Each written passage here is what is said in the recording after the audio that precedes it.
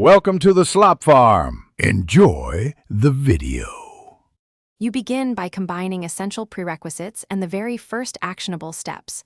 Open a small project and scaffold a single-page app with HTML5, then add CSS grid for layout. Once done, implement a minimal JS module that manipulates the DOM and handles one async fetch so you see the full loop. Make sure to use real files, not sandboxes, to build muscle memory. This is why starting with concrete tasks beats endless tutorials.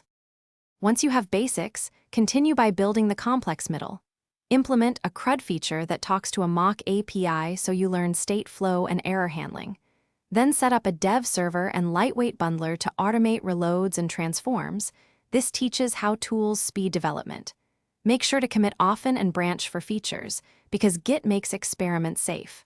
Finally, add a handful of tests to catch regressions early and learn why testing saves time later.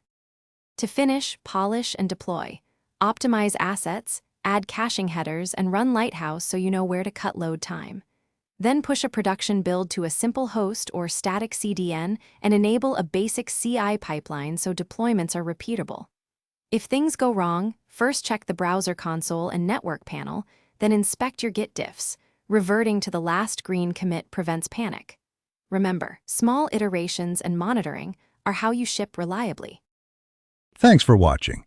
Consider subscribing if we helped you today.